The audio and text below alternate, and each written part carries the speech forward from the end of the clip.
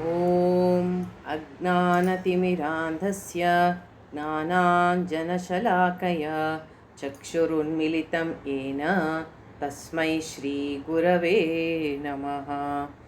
गुरुब्रह्मा गुरुर्विष्णुः गुरुदेवो महेश्वरः गुरुसाक्षात् परब्रह्मा तस्मै श्रीगुरवे नमः। वसुदेवसुतं देवं कंसचाणूरमर्दनं देवकी परमानन्दं कृष्णं वन्दे जगद्गुरुं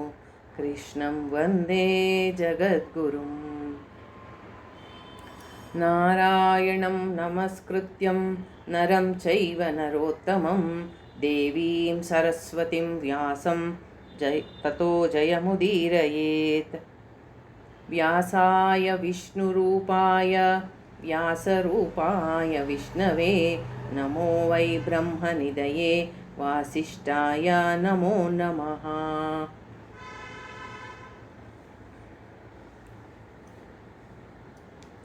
ನಾವು ಹಿಂದಿನ ಸತ್ಸಂಗದಿಂದ ವಿದುರ ನೀತಿ ಮಹಾಭಾರತದಲ್ಲಿ ಬರ್ತಕ್ಕಂತಹ ಉದ್ಯೋಗ ಪರ್ವ, ಅದರಲ್ಲಿ ಉಪಪರ್ವವಾದಂತಹ ಪ್ರಜಾಗರ ಪರ್ವದಲ್ಲಿ ಬರ್ತಕ್ಕಂತಹ ವಿದುರ ನೀತಿಯನ್ನು ನೋಡ್ತಾ ಇದ್ದೀವಿ.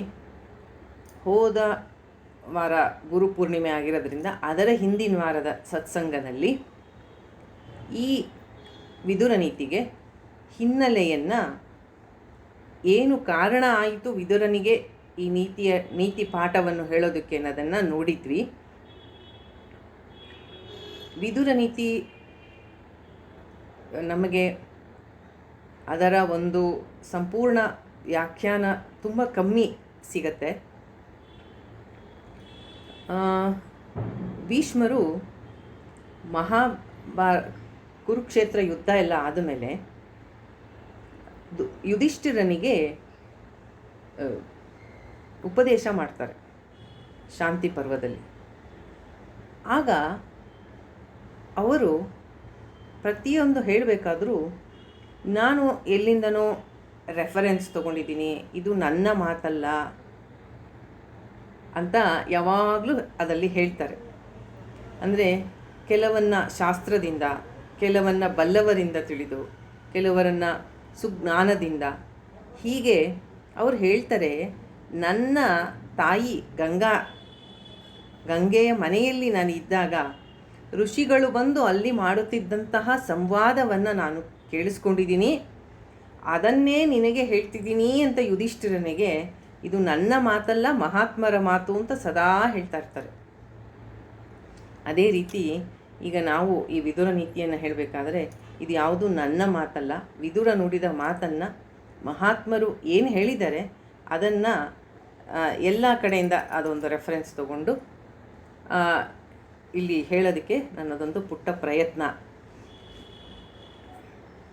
ಹೋದ ವಾರದ ಸತ್ಸಂಗದಲ್ಲಿ ನಾವು ನೋಡಿದ್ವಿ ವಿದುರ ನೀತಿಗೆ ಒಂದು ಹಿನ್ನೆಲೆ ಏನು ಅನ್ನೋದನ್ನು ನಾವು ನೋಡಿ, ಪ್ರಜಾಗರ ಪರ್ವ ಅಂತಂದ್ರೇ ಜಾಗರ ಅಂದರೆ ನಿದ್ದೆ ಬರದೇ ಇರೋದು ಅಂತ. ಇದು ಮಹಾಭಾರತದ ಉದ್ಯೋಗ ಪರ್ವದಲ್ಲಿ ಬರ್ತಕ್ಕಂತಹ ಉಪಪರ್ವವಾದ ಪ್ರಜಾಗರ ಪರ್ವದಲ್ಲಿ 33ರಿಂದ 48 ಅಧ್ಯಾಯಗಳಲ್ಲಿ ಇದು ಬರುತ್ತೆ. ಈ ಧೃತರಾಷ್ಟ್ರ ನಿದ್ದೆ ಬರದೆ ಹೋದಾಗ ಸಂಜಯ ಬಂದು ನಾಳೆಯ ಬೆಳಿಗ್ಗೆ ಸಭೆಯಲ್ಲಿ ಯುಧಿಷ್ಠಿರ ಮತ್ತು ಕೃಷ್ಣನ ಸಂದೇಶ ಏನು ಅಂತ ನಿನಗೆ ನಾನು ಹೇಳ್ತೀನಿ, ನಾಳೆಯ ಸಭೆಯಲ್ಲಿ ನನಗಿಂದು ಬಹಳ ಸಾಕಾಗಿದೆ, ಆದ್ದರಿಂದ ನೀವು ನಾಳೆ ಸಭೆಯಲ್ಲಿ ಹೇಳ್ತೀನಿ ಅಂತ ಅರ್ಧಂಬರ್ಧ ವಿಷಯವನ್ನು ಹೇಳಿ ಹೋಗೋದ್ರಿಂದ ಅತ್ಯಂತ ಒಂಥರ ಚಿಂತೆಯಿಂದ, ಒಂಥರ ಆ್ಯಂಗ್ಸೈಟಿ, ಟೆನ್ಷನ್ನು ಅವನಿಗೆ, ಧೃತರಾಷ್ಟ್ರನಿಗೆ ಮಕ್ಕಳ ಚಿಂತೆ. ಆದ್ದರಿಂದ ಅವನು ನಿದ್ದೆ ಬರದೇ ಇರೋದ್ರಿಂದ ವಿದುರನಿಗೆ ಹೇಳಿ ಕಳಿಸ್ತಾನೆ. ವಿದುರ ಮಧ್ಯರಾತ್ರಿಯಲ್ಲೇ ಓಡಿ ಬರ್ತಾನೆ. ಒಂದು ರಾಜನ ಆಜ್ಞೆ, ಇನ್ನೊಂದು ಪ್ರೀತಿಯ ಅಣ್ಣ ಅಂತ ಬರ್ತಾನೆ. ಇಷ್ಟು ನೋಡಿದ್ವಿ ನಾವು. ಆದರೆ ಈ ಧೃತರಾಷ್ಟ್ರ ತನಗೆ ಪ್ರಿಯನಾದಂತಹ ಬೇರೆ ಯಾರಿಗಾದರೂ ಹೇಳಿ ಕಳಿಸ್ಬೇಕಾಗಿತ್ತು. ಭೀಷ್ಮರಿದ್ದರು, ದ್ರೋಣರಿದ್ದರು, ಎಲ್ಲರಿಗೂ ಅವನು ರಾಜ. ಅವನ ರಾಜಾಜ್ಞೆಯನ್ನು ಯಾರೂ ಉಲ್ಲಂಘಿಸೋಕ್ಕಾಗಲ್ಲ. ಆದರೆ ವಿದುರನಿಗೇ ಯಾಕೆ ಹೇಳಿ ಕಳಿಸ್ತಾ? ವಿದುರ ಅನ್ನುವಂತಹ ವ್ಯಕ್ತಿತ್ವ ಅದು ಹೇಗೆ ವ್ಯಾಸರು ಚಿತ್ರಣ ಮಾಡಿದರೆ ಈ ಮಹಾಭಾರತದಲ್ಲಿ ಅನ್ನೋದನ್ನು ಸ್ವಲ್ಪ ನೋಡೋಣ ಇವತ್ತು. ಮಹಾಭಾರತದಲ್ಲಿ ಬರ್ತಕ್ಕಂತಹ ಕೆಲವು ಅದ್ಭುತವಾದಂತಹ ವ್ಯಕ್ತಿತ್ವಗಳಲ್ಲಿ ವಿದುರ ಬಹಳ ಮುಖ್ಯವಾದ ಒಂದು ಕ್ಯಾರೆಕ್ಟರ್ನ ತುಂಬ ಚೆನ್ನಾಗಿ ಚಿತ್ರಣ ಮಾಡ್ತಾರೆ ವ್ಯಾಸರು. ಆದರೆ ಈ ವಿದುರ ಒಂಥರ ತೆರೆಮರೆಯ ವ್ಯಕ್ತಿ. ಈಗ ಭೀಷ್ಮರು ಅಂದರೆ ನಮಗೆ ಗಂಗಾಪುತ್ರ,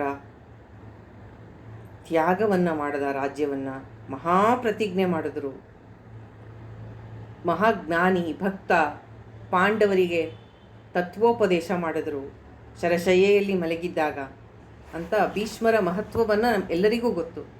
ಆದರೆ ಈ ವಿದುರ ದೊಡ್ಡ ಜ್ಞಾನಿ, ಆದರೆ ಎಲ್ಲೂ ಅದನ್ನು ತೋರಿಸ್ಕೊಳ್ಳಲ್ಲ. ಅವನು ನಾನು ಮಹಾಜ್ಞಾನಿ, ಮಹಾಪಂಡಿತ ಅಂತ ಅವನೆಲ್ಲೂ ತೋರಿಸ್ಕೊಳ್ಳಲ್ಲ. ಅಂತರ್ಮುಖಿಯಾಗಿ ಭಗವದ್ಭಕ್ತನಾಗಿ ಭಾಗವತ ಬರೋದೇ ವಿದುರ ಮತ್ತು ಮೈತ್ರೇಯರ ಸಂವಾದದಲ್ಲಿ. ಪರೀಕ್ಷಿತ ಮತ್ತು ಶುಕರ ಸಂವಾದ, ಅದರಲ್ಲಿ ಮತ್ತೆ ಬರ್ತಕ್ಕಂತಹದ್ದು ವಿದುರ ಮತ್ತು ಮೈತ್ರೇಯರ ನಮ್ಮ ವಿದುರ ಬರ್ತಾನೆ, ಅವನಿಗೆ ತತ್ವಜ್ಞಾನವನ್ನು ನೀನು ಹೇಳು ಅಂತ ಮೈತ್ರೇಯರಿಗೆ ಕೃಷ್ಣ ಸ್ಪೆಷಲ್ಲಾಗಿ ಒಂದು ಇನ್ಸ್ಟ್ರಕ್ಷನ್ ಕೊಟ್ಟಿರ್ತಾನೆ. ಅಷ್ಟು ಪ್ರೀತಿ ವಿದುರನ ಮೇಲೆ ಕೃಷ್ಣನಿಗೆ. ಅಂತರ್ಮುಖಿ, ಸದಾ ಭಕ್ತಿಯಲ್ಲಿ ಜ್ಞಾನದಲ್ಲಿ ಇದ್ದಂಥವನು, ವಿವೇಕ ಜ್ಞಾನ ಆನಂದದಿಂದ ಬಾಳದವನು, ಬರೀ ದುಷ್ಟರ ಸಹವಾಸದಲ್ಲಿ ಇದ್ದರೂ ಆನಂದದಿಂದ ಬಾಳದವನು. ಇವನು ಯಾರು? ಈ ವಿದುರ ವೇದವ್ಯಾಸರ ಮಗ. ವ್ಯಾಸರೇ ತುಂಬ ಹೆಮ್ಮೆಯಿಂದ ಅವನಿಗೆ ಕೊಟ್ಟ ಹೆಸರು ವಿದುರ. ವಿದುರ ಅಂದರೆ ಏನು? ವಿದ್ಯಾರತೇಹೆ ವಿದುರ. ವಿದ್ಯೆಯಲ್ಲೇ ಆಸಕ್ತಿ, ಅಜ್ಞಾನದಲ್ಲೇ ರತಿ, ಅಂದರೆ ಅದರಲ್ಲೇ ಪ್ರೀತಿ. ಜ್ಞಾನದಲ್ಲೇ ಆಸಕ್ತಿ, ಅದರಲ್ಲೇ ಪ್ರೀತಿ, ಅದನ್ನೇ ಗಳಿಸ್ತಾ ಇರಬೇಕು ಅಂತ ಯಾವಾಗಲೂ. ಅದಕ್ಕೆ ತೀರ್ಥಯಾತ್ರೆ ಹೋದಾಗ ಮೈತ್ರೇಯರಿಂದ ಸಂವಾದ ಆಗತ್ತೆ. ಶ್ರೀಮದ್ ಭಾಗವತ. ದೊಡ್ಡ ಜ್ಞಾನಿ, ಯಾವಾಗಲೂ ಜ್ಞಾನವನ್ನು ಪಡಿಬೇಕು ಅನ್ನೋ ದಾರಿಯಲ್ಲೇ ಇರ್ತಾನೆ ಅಂತ ಮಹಾತ್ಮ. ಈ ವಿದುರ ಮಹಾಭಾರತದಲ್ಲಿ ಎಷ್ಟೋ ಕ್ಯಾರೆಕ್ಟರ್ಸ್ ಇದೆ, ಎಷ್ಟೋ ವ್ಯಕ್ತಿತ್ವಗಳನ್ನ ವ್ಯಾಸರು ತುಂಬ ಸುಂದರವಾಗಿ ಚಿತ್ರಣ ಮಾಡ್ತಾರೆ. ಅದರಲ್ಲಿ ತುಂಬ ಕೃಷ್ಣನಿಗೆ ಅತ್ಯಂತ ಪ್ರಿಯವಾದ ಕೆಲವು ಪಾತ್ರಗಳು, ಅದರಲ್ಲಿ ಇವನೊಬ್ಬ. ಕೃಷ್ಣನಿಗೆ ಅತ್ಯಂತ ಪ್ರೀತಿ ಪಾತ್ರನು. ನಾನು ಹೇಳಿದ್ನಲ್ಲ ಆವಾಗಲೇ, ಅವನು ಕೃಷ್ಣ ಪರಂಧಾಮಕ್ಕೆ ಹೊರಡುವ ಅಂದರೆ ಅವತಾರ ಮುಗಿಸುವ ಸಮಯ ಆದಾಗ ಭಾಗವತದಲ್ಲಿ ಬರುತ್ತದೆ.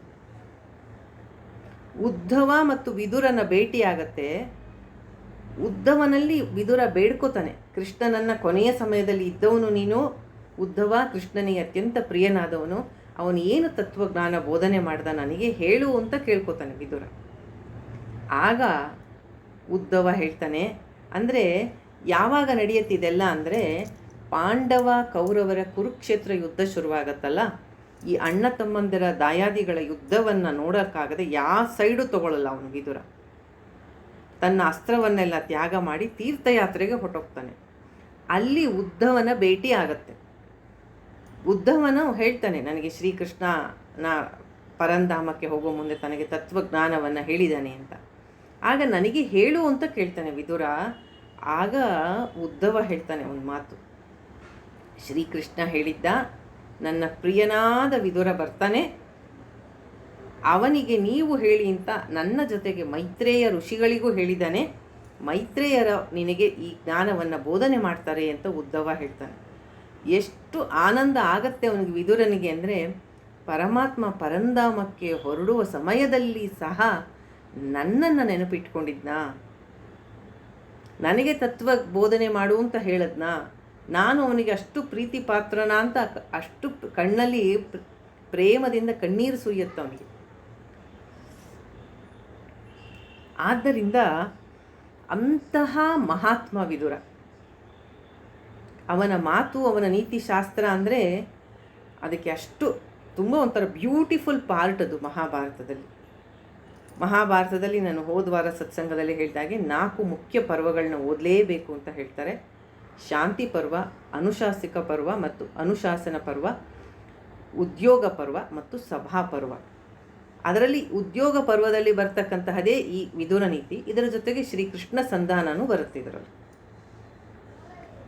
ಈ ವಿದುರ ಕೃಷ್ಣನಿಗೆ ಅತ್ಯಂತ ಪ್ರಿಯನಾದ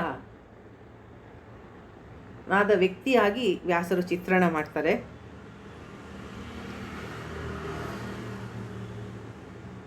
ಕೃಷ್ಣ ಪಾಂಡವರ ರಾಯಭಾರಿಯಾಗಿ, ಶಾಂತಿ ದೂತನಾಗಿ ಪಾಂಡವರ ಸಂದೇಶವನ್ನು ಹೊತ್ತು ಬರ್ತಾನೆ. ಬಂದಾಗ ಅವನು ಹಸ್ತಿನಾಪುರವನ್ನು ತಲುಪಿದಾಗ ಸಂಜೆ ಹೊತ್ತಾಗಿರುತ್ತೆ. ಪಾಂಡವರ ರಾಯಭಾರಿಯಾಗಿ ಬಂದಿರೋದ್ರಿಂದ ಅವನು ವಿಶೇಷ ಅತಿಥಿ. ಬಹಳ ಅದ್ಧೂರಿಯ ಸ್ವಾಗತವನ್ನು ಮಾಡ್ತಾನೆ ದುರ್ಯೋಧನ. ಕೃಷ್ಣನಿಗೆ ಇಂಪ್ರೆಸ್ ಮಾಡೋಕ್ಕೆ. ಆದರೆ ಈ ಸ್ವಾಗತ ಇದೆಲ್ಲ ಕೃಷ್ಣನಿಗೇನು ಯಾವ ರೀತಿಯೂ ಆಕರ್ಷಣೆ ಉಂಟು ಮಾಡಲ್ಲ.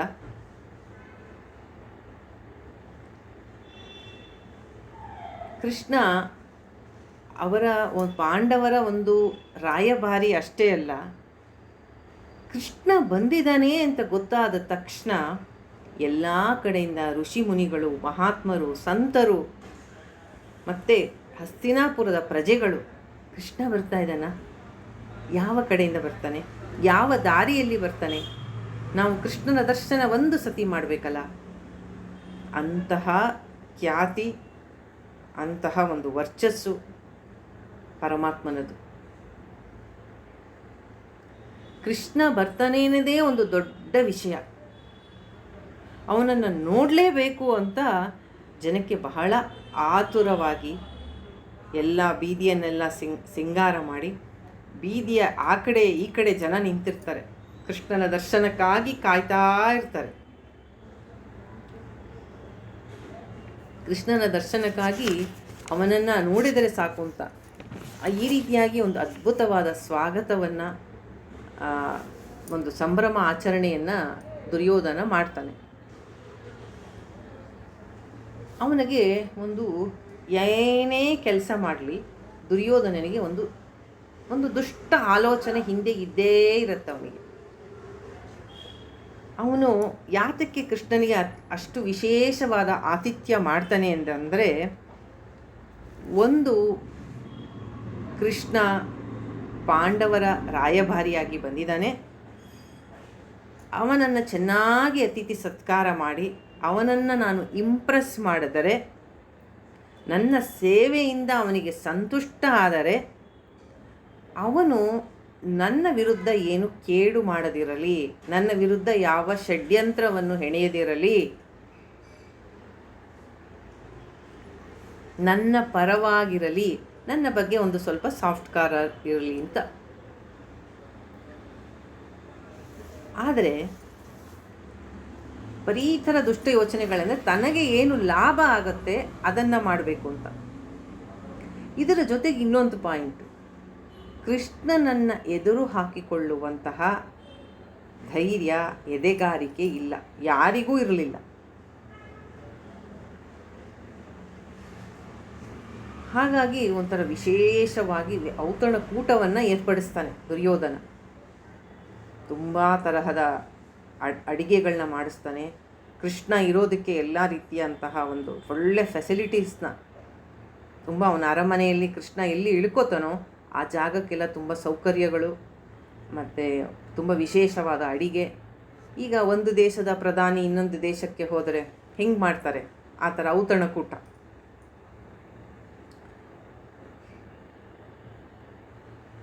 ಕೃಷ್ಣ ಅರಮನೆಯ ಬಾಗಿಲಿಗೆ ಬಂದ. ದುರ್ಯೋಧನ ಅದ್ದೂರಿ ಸ್ವಾಗತ ಮಾಡ್ದ.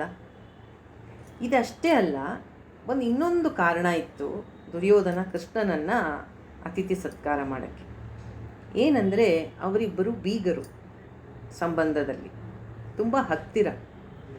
ಕೃಷ್ಣನ ಮಗ ಸಾಂಬನಿಗೆ ದುರ್ಯೋಧನನ ಮಗಳನ್ನು ಮದುವೆ ಮಾಡ್ಕೊಂಡಿರ್ತಾರೆ. ದುರ್ಯೋಧನನ ಮಗಳನ್ನು ಕೃಷ್ಣನ ಮಗನಿಗೆ ಮದುವೆ ಆಗಿರುತ್ತೆ. ಆದ್ದರಿಂದ ಇಬ್ಬರು ಬೀಗರು, ಬೀಗರಿಗೆ ಸತ್ಕಾರ ಮಾಡಲೇಬೇಕು. ಆದರೆ ಅದಕ್ಕೆ ಒಂದು ಬಾಂಧವ್ಯ, ಮಗಳನ್ನು ಕೊಟ್ಟಿದ್ದಾನೆ, ಮತ್ತು ಇನ್ನೊಂದು ಸಮಾಜದಲ್ಲಿ ಒಂದು ಮನ್ನಣೆ ಶ್ರೀಕೃಷ್ಣನಿಗಿದೆ.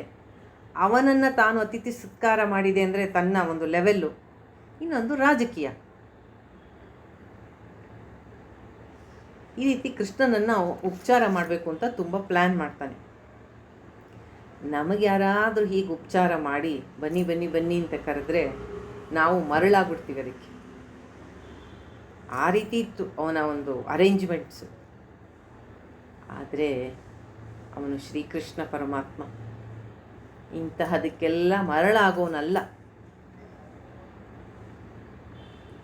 ದುರ್ಯೋಧನ, ನಾನು ಬರಲ್ಲ, ನಿನ್ನ ಅತಿಥಿ ಸತ್ಕಾರವನ್ನು ನಾನು ಸ್ವೀಕರಿಸೋಲ್ಲ, ನೇರವಾಗಿ ಹೇಳ್ತಾನೆ. ದುರ್ಯೋಧನ, ಯಾಕೆ? ನಾವಿಬ್ಬರು ಬೀಗ್ರಲ್ವಾ, ನಂದು ನಿಂದು ಬಾಂಧವ್ಯ ಇದೆ ಅಲ್ವಾ, ಯಾಕೆ ಬರೋಲ್ಲ ನೀನು? ಆಗ ಕೃಷ್ಣ ಹೇಳ್ತಾನೆ, ನಾನು ಬೀಗರಾಗಿ ಬಂದಿಲ್ವಲ್ಲ, ಈಗ ನಾನು ನಿನ್ನ ಸಂಬಂಧಿಕನಾಗಿ ಬಂದಿಲ್ಲ, ನಾನು ಪಾಂಡವರ ರಾಯಭಾರಿಯಾಗಿ ಶಾಂತಿ ದೂತನಾಗಿ ಅವರ ಸಂದೇಶವನ್ನು ತಗೊಂಡು ಬಂದಿದ್ದೀನಿ. ನಾನು ನಿನ್ನ ಬೀಗನಾಗಿ ಬಂದಿಲ್ಲ. ಬಂದಿದ್ದರೆ ನಿನ್ನ ಬೀಗರ ಔತಣವನ್ನು ನಾನು ಸ್ವೀಕಾರ ಮಾಡ್ತಿದ್ದೆ. ನಾನು ನ್ಯಾಯಕ್ಕಾಗಿ ಬಂದಿದ್ದೇನೆ, ಧರ್ಮಕ್ಕಾಗಿ ಬಂದಿದ್ದೇನೆ, ಶಾಂತಿ ಸಂಧಾನಕ್ಕಾಗಿ ಬಂದಿದ್ದೇನೆ. ಈಗ ನೀನು ಒಂದು ಪಕ್ಷ, ಪಾಂಡವರು ಇನ್ನೊಂದು ಪಕ್ಷ. ನಾನು ಬಂದು ನಿನ್ನ ಅತಿಥಿ ಸತ್ಕಾರವನ್ನು ಸ್ವೀಕರಿಸಿದರೆ ನನ್ನನ್ನು ಪಕ್ಷಪಾತಿ ಅಂತಾರೆ. ಆ ಥರ ಕೆಟ್ಟ ಹೆಸರು ನನಗೆ ಬರುತ್ತೆ, ಅದು ಸರಿಯಲ್ಲ. ಆದ್ದರಿಂದ ನಾನು ಬರಲ್ಲ. ಇಷ್ಟು ಹೇಳಿ ಮುಗಿಸಿದರೆ ಸಾಕಾಗಿತ್ತು. ಆದರೆ ಅವನು ಶ್ರೀಕೃಷ್ಣ ಯಾರಿಗೂ ಕೇರ್ ಮಾಡೋನಲ್ಲ, ಸತ್ಯವನ್ನು ನುಡಿದೇ ನುಡಿತಾನೆ. ಈ ರೀತಿಯಾದಂತಹ ಒಂದು ಸ್ಥೈರ್ಯ, ಧೈರ್ಯ ನ್ಯಾಯವಂತರಿಗೆ, ನೀತಿವಂತರಿಗೆ, ಸತ್ಯವಂತರಿಗೆ ಮಾತ್ರ ಇರುತ್ತೆ. ಕೃಷ್ಣ ಹೇಳ್ತಾನೆ, ಈಗ ಒಬ್ಬರು ಇನ್ನೊಬ್ಬರ ಮನೆಗೆ ಯಾಕೆ ಊಟಕ್ಕೆ ಹೋಗ್ತಾರೆ? ಒಬ್ಬರು ಇನ್ನೊಬ್ಬರ ಮನೆಗೆ ಈಗ ಔತಣಕ್ಕೆ ಆಗಲಿ, ಊಟಕ್ಕೆ ಆಗಲಿ ಯಾಕೆ ಹೋಗ್ತಾರೆ? ಕೃಷ್ಣ ಎರಡು ಕಾರಣವನ್ನು ಹೇಳ್ತಾನೆ. ಸಂಪ್ರೀತಿ ಭೋಜ್ಯಾನಿ ಅನ್ನಾನಿ. ಪ್ರೀತಿಯಿಂದ ಯಾರಾದರೂ ಕರೆದರೆ, ವಿಶೇಷವಾಗಿ ನಮ್ಮ ಮೇಲೆ ಆಧಾರದಿಂದ, ಪ್ರೀತಿಯಿಂದ ನಮ್ಮ ಮನೆಗೆ ಊಟಕ್ಕೆ ಬನ್ನಿ ಅಂತ ಕರೆದ್ರೆ ಹೋಗ್ತಾರೆ. ಯಾಕೆಂದರೆ ನಾವು ಅವ್ರ ಮನೆಗೆ ಹೋಗಬೇಕು, ಅವರು ನಮ್ಮ ಮನೆಗೆ ಬರಬೇಕು. ಅವರ ಮನೇಲಿ ಏನೇನು ಫಂಕ್ಷನ್ ಆಗುತ್ತೋ ಅದಕ್ಕೆ ನಾವು ಹೋಗಿ ಅಟೆಂಡ್ ಆಗಬೇಕು. ನಮ್ಮ ಮನೇಲಿ ಏನಾದರೆ ಅವ್ರು ಬರಬೇಕು. ಆ ಒಂದು ಪ್ರೀತಿ, ವಿಶ್ವಾಸ, ಸ್ನೇಹ. ಅದಕ್ಕೆ ಸಂಪ್ರೀತಿ ಭೋಜ್ಯಾನಿ ಅನ್ನಾನಿ. ಪ್ರೀತಿಗಾಗಿ ಹೋಗ್ತಾರೆ. ನಾವು ಕರೆದಾಗ ಅವ್ರು ಹೋಗಬೇಕು, ಅವ್ರು ಕರೆದಾಗ ನಾವು ಹೋಗ್ಬೇಕಪ್ಪ. ಆಪತ್ ಭೋಜ್ಯಾನಿ ವಾ ಪುನಃ. ಇಲ್ಲ, ಅದಕ್ಕಲ್ಲ ಅಂತ ಇಟ್ಕೊಳ್ಳಿ. ಇನ್ನೊಂದು ಕಾರಣ ಇದೆ. ಅವನಿಗೆ ತಿನ್ನಕ್ಕೇನೂ ಇಲ್ಲ, ಅನ್ನ ಇಲ್ಲ ಮನೇಲಿ, ಹಸುವಾಗ್ತಾ ಇದೆ. ಅಂಥವನು ಹೋಗ್ತಾನೆ ಇನ್ನೊಬ್ಬರ ಮನೆಗೆ ಊಟಕ್ಕೆ. ನಚ ಸಂಪ್ರೀಯಸೆ ರಾಜನ್ ನಚ ಆಪದ್ ಗಯಾತ ವಯಂ. ನಿನಗೆ ನನ್ನಲ್ಲಿ ಪ್ರೀತಿಯೂ ಇಲ್ಲ, ನಾನು ಪ್ರೀತಿಯಿಂದ ಬಂದೂ ಇಲ್ಲ, ಅಥವಾ ನನಗೆ ಅನ್ನ ಇಲ್ಲದೇನೂ ಇಲ್ಲ. ಹೇಗಿದೆ ಕೃಷ್ಣನ ಮಾತು? ಪ್ರೀತಿಗಾಗಿ, ವಿಶ್ವಾಸಕ್ಕಾಗಿ ಕರೆದರೆ ಊಟಕ್ಕೆ ಹೋಗ್ಬೋದು. ಇಲ್ಲ, ಏನು ಇಲ್ಲದೆ ಇರೋರು ಅಮ್ಮ ತಾಯಿ ಅಂತ ಭಿಕ್ಷೆನೂ ಬೇಡ್ತಾರಲ್ವ, ಆಹಾರ ಇಲ್ಲದೆ ಇರೋರು. ಅದೆರಡೂ ಇಲ್ಲ. ನೀನು ಪ್ರೀತಿಯಿಂದ ಕರಿತನೂ ಇಲ್ಲ, ನನ್ನ ಹತ್ರ ಏನೂ ಇಲ್ಲ ಅಂತನೂ ಇಲ್ಲ. ಆದ್ದರಿಂದ ನಿನ್ನ ಮನೆಗೆ ನಾನು ಬರಬೇಕಾಗಿಲ್ಲ.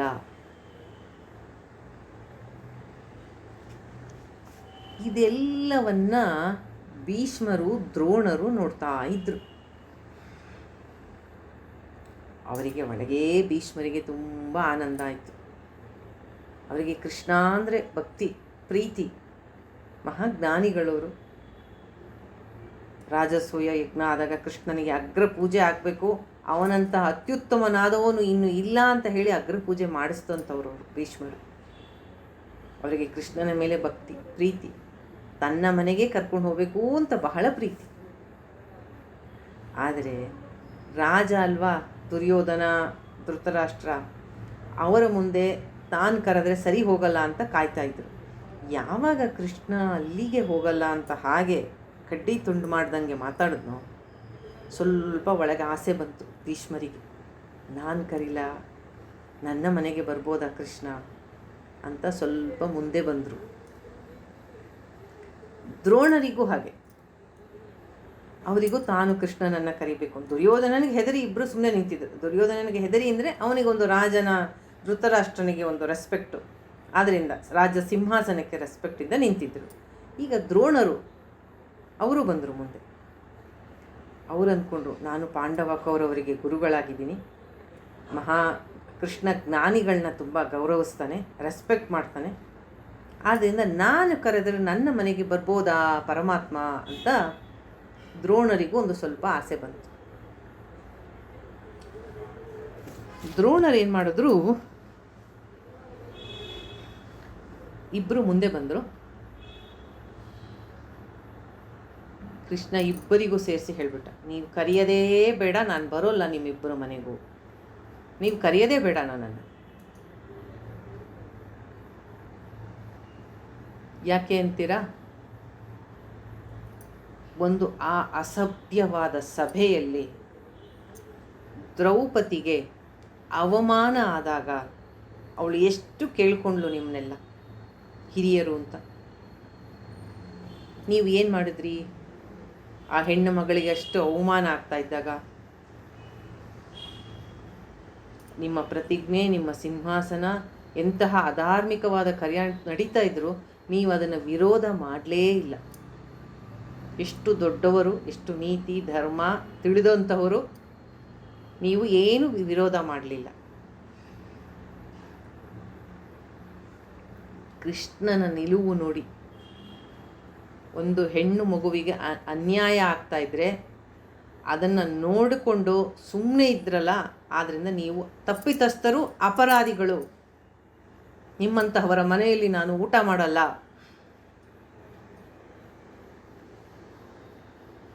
ಅವನಿಗೆ ಯಾರದು ಮುಲಾಜಿಲ್ಲ. ಪರಮಾತ್ಮ ಒಂದೇ ತಕ್ಕಡಿ, ಒಂದು ಧರ್ಮ. ಯದಾ ಯದಾ ಹಿ ಧರ್ಮಸ್ಯ ಗ್ಲಾನಿರ್ಭವತಿ ಭಾರತ ಅಭ್ಯುತ್ಥಾನಾಂ ಅಧರ್ಮಸ್ಯ ತದಾತ್ಮಾನಾಂ ಸೃಜಾಮ್ಯಹಂ ಪರಿತ್ರಾಣಾಯ ಸಾಧೂನಾಂ ವಿನಾಶಾಯ ಚ ದುಷ್ಕೃತಾಂ ಧರ್ಮ ಸಂಸ್ಥಾಪನಾರ್ಥಾಯ ಸಂಭವಾಮಿ ಯುಗೆ ಯುಗೆ. ಅವತಾರ ಆಗದೇ ಧರ್ಮ ಸಂಸ್ಥಾಪನೆಗೆ, ಧರ್ಮ ಅನ್ನೋ ತಕ್ಕಡಿ ಹಿಡಿದಿರ್ತಾನೆ.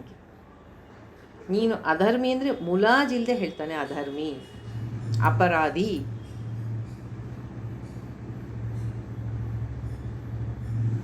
ತಲೆ ಬಗ್ಗಿಸಿ ನಿಂತರು ದ್ರೋಣರು, ಭೀಷ್ಮರು. ಇದು ಏನು ಕತೆ ಈ ಕೃಷ್ಣಂದು? ರಾತ್ರಿ ಆಗ್ತಾ ಇದೆ, ದುರ್ಯೋಧನ ಕರೆದ್ರೆ ಬರಲ್ಲ ಅಂತಾನೆ, ಭೀಷ್ಮರು ಕರೆದ್ರೆ ಬರಲ್ಲ ಅಂತಾನೆ, ದ್ರೋಣರು ಕರೆದ್ರೆ ಬರಲ್ಲ ಅಂತಾನೆ. ಏನು ಮಾಡೋದು?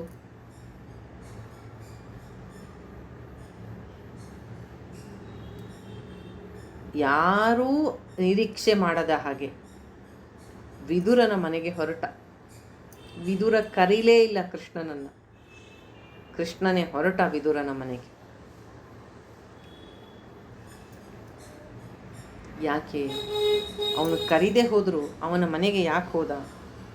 ಆ ಸಭೆಯಲ್ಲಿ ಅವನೊಬ್ಬನೇ ಎದ್ದು ನಿಂತು ಈ ದ್ರೌಪದಿಗೆ ಆದ ಅವಮಾನವನ್ನು ಖಂಡಿಸಿ, ನೀವು ಮಾಡ್ತಾ ಇರ್ತಕ್ಕಂತಹದ್ದು ಕುರುಕುಲದ ನಾಶಕ್ಕೆ ನಾಂದಿ ಇದು.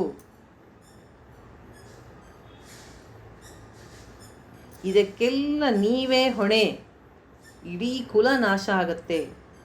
ಇದು ಮಾಡಿದ್ದು ತಪ್ಪು. ಇದೊಂದು ದುರಂತ.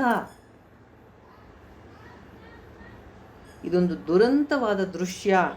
ನಾನು ಇಂತಹ ಅಧರ್ಮದ ದುರಂತದ ದೃಶ್ಯವನ್ನು ನೋಡಲಾರೆ ಅಂತ ಎದ್ದು ಅವರನ್ನು ವಿರೋಧಿಸಿ ಆ ಸಭೆಯಿಂದ ಹೊರಟು ಹೋದವನು ಅವನೊಬ್ಬನೇ.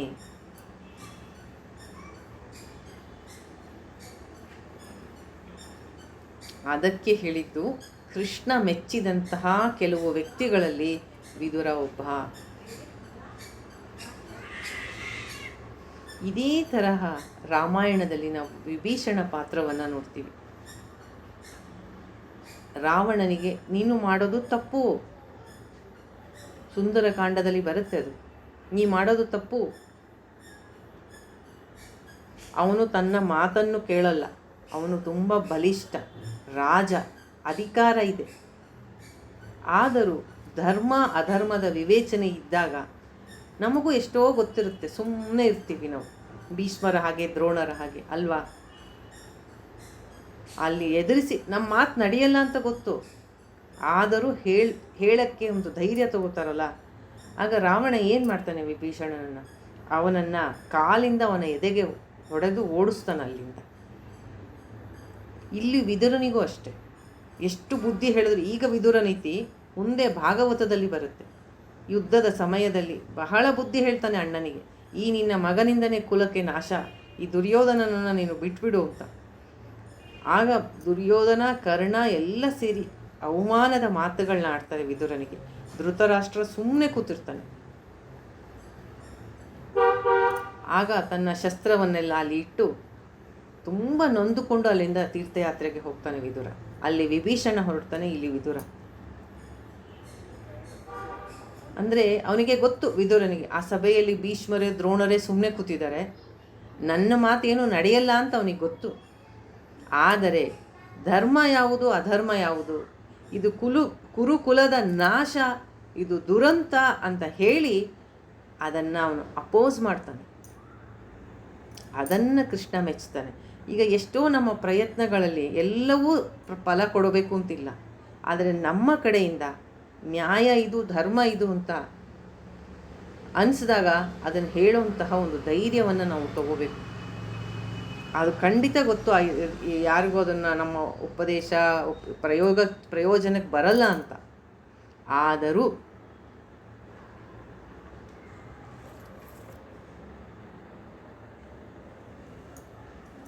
ಆದ್ದರಿಂದ ಹಾಗೆ ಮಾಡೋದ್ರಿಂದ ಕೃಷ್ಣನಿಗೆ ಪ್ರಿಯರಾಗ್ತೀವಿ.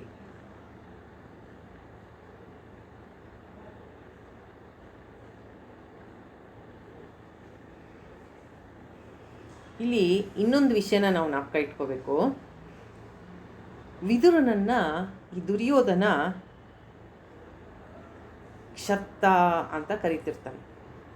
ಕ್ಷತ್ತ ಅಂತಂದರೆ ದಾಸಿಪುತ್ರ ಅಂತ, ಕೆಲಸದವಳ ಮಗ ಅಂತ. ಚಿಕ್ಕಪ್ಪ ಅಂತ ಅವನು ಯಾವತ್ತೂ ಒಪ್ತಾ ಇರಲ್ಲ. ಅಷ್ಟು ತಾತ್ಸಾರ, ಅವಮಾನ ಮಾಡೋದು ಆ ಥರ ಮಾತಾಡಿ. ಧೃತರಾಷ್ಟ್ರ ವಿದುರನಿಗೆ ತಮ್ಮ ಅಂತಿರ್ತಾನೆ, ಪಾಂಡು ತಮ್ಮ ಅಂತಿರ್ತಾನೆ.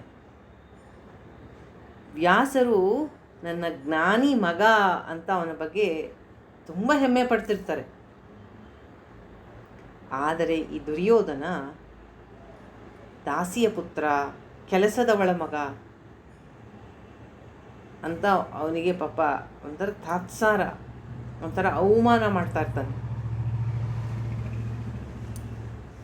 ಮತ್ತು ಕೃಷ್ಣ ವಿದುರನ ಮನೆಗೆ ಹೋದ್ನಲ್ಲ, ದಾಸಿ ಪುತ್ರನ ಮನೆಗೆ.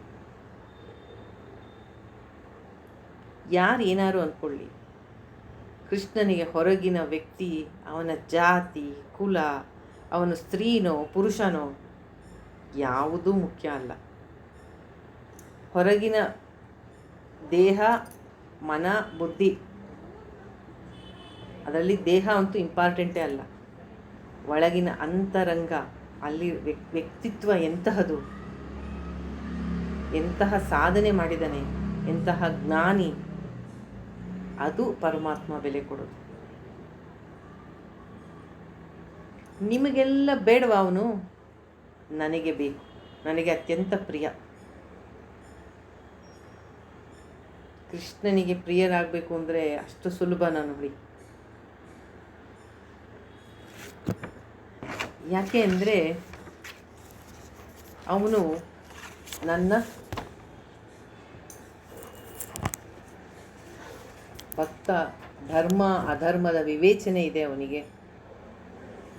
ಅವನು ನನಗೆ ಬೇಕು ಅಂತ ಕೃಷ್ಣ ಅವನ ಮನೆಗೆ ಹೋಗ್ತಾನೆ. ಇನ್ನೊಂದು ರೀತಿಯಲ್ಲಿ ನೋಡಿದ್ರೆ, ಈ ಧೃತರಾಷ್ಟ್ರನ ರಾಜ್ಯ ಹಸ್ತಿನಾಪುರ ತುಂಬ ದೊಡ್ಡ ಸಾಮ್ರಾಜ್ಯ, ತುಂಬ ದೊಡ್ಡದು ಭಾರತ ದೇಶ.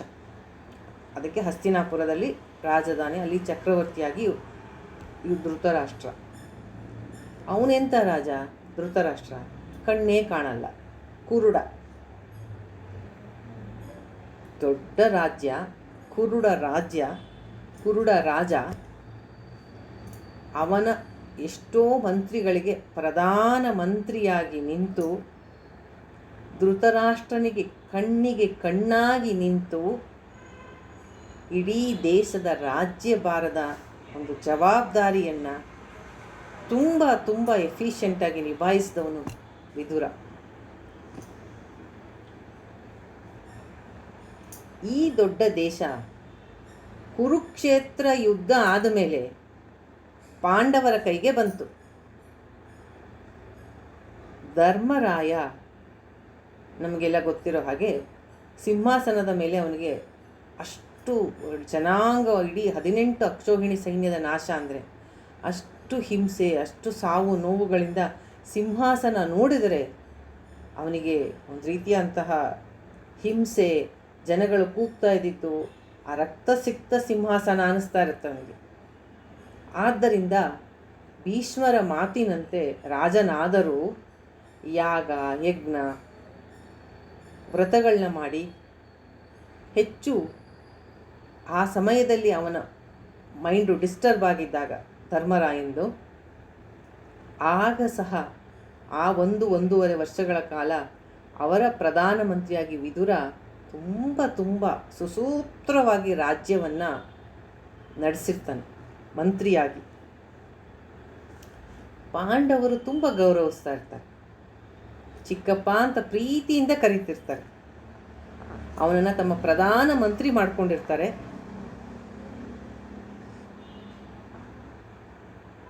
ಕೃಷ್ಣ ಸಹ ಅವನ ಅತಿಥಿಯಾಗಿ ಹೋಗಿ ಅವನಿಗೆ ಮನ್ನಣೆ ಕೊಡಬೇಕು, ಅವನ ಜ್ಞಾನಕ್ಕೆ ಮನ್ನಣೆ ಕೊಡಬೇಕು, ಅವನ ಧರ್ಮ ಮತ್ತು ಅವನ ವಿವೇಕ ವೈರಾಗ್ಯವನ್ನು ಜಗತ್ತಿಗೆ ತೋರಿಸಬೇಕು ಅಂತ ಅವನಿಗೆ ಅತಿಥಿ ಆಗ್ತಾನೆ ಕೃಷ್ಣ.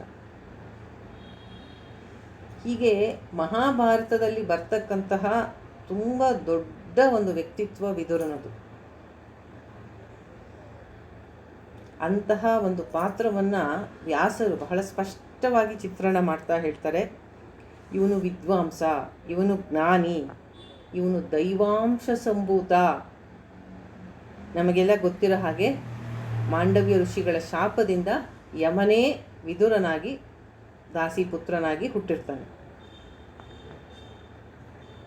ಮತ್ತು ನಾನು ಕೇಳಿದ ಪ್ರವಚನದಲ್ಲಿ ಹೇಳ್ತಾ ಇದ್ರು, ಈ ಉಡುಪಿ ಆ ಕಡೆ ಜನ ಕನಕದಾಸರು, ನಮ್ಮ ಕರ್ನಾಟಕದ ಕನಕದಾಸರು, ಹರಿದಾಸ ಪರಂಪರೆಯಲ್ಲಿ ಬರ್ತಕ್ಕಂತಹ ಕನಕದಾಸರು ವಿದುರನ ಅವತಾರ ಅಂತ ಹೇಳ್ತಾರೆ. ಅದು ಎಷ್ಟು ಒಂದು ನಂಬಿಕೆನೋ, ಅದಕ್ಕೇನು ಪ್ರೂಫು, ಏನು ದಾಖಲೆ ಇಲ್ಲ, ಆದರೆ ಜನಗಳು ಆ ರೀತಿ ನಂಬ್ತಾರಂತೆ. ಮೇ ಬಿ ಬಿಕಾಸ್ ಇವನು ದಾಸಿ ಪುತ್ರ, ಅವರು ಅಷ್ಟು ಉತ್ತಮ ಕುಲದಲ್ಲಿ ಹುಟ್ಟಿದವರಲ್ಲ ಕನಕದಾಸರು, ಆ ಒಂದು ಸಾಮ್ಯತೆಯಿಂದ ಹೇಳ್ತಾರೋ ಏನೋ ಗೊತ್ತಿಲ್ಲ. ಕನಕದಾಸರು ವಿದುರನ ಅವತಾರ ಅಂತ ಅವರ ಮತ್ತೆ ಹುಟ್ಟಿರೋದು ಅಂತ ಹೇಳ್ತಾರಂತೆ. ನಾನು ಎಲ್ಲೂ ಕೇಳಿಲ್ಲ, ಹೇಳಿದ್ದನ್ನು ಪ್ರವಚನದಲ್ಲಿ ಕೇಳಿದೆ.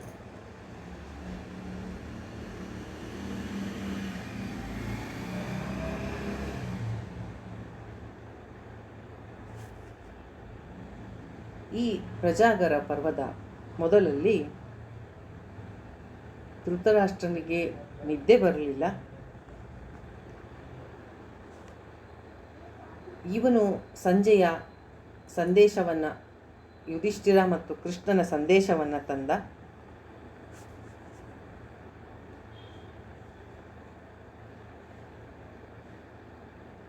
ಮನಸ್ಸಿಗೆ ಅವನು ಸಂಪೂರ್ಣವಾದ ಮಾಹಿತಿ ಕೊಡದೇ ಇರೋದ್ರಿಂದ ಸಂಜಯ ಧೃತರಾಷ್ಟ್ರನಿಗೆ ಹೆಚ್ಚು ಕಳವಳ, ಟೆನ್ಷನ್ ಆಯಿತು.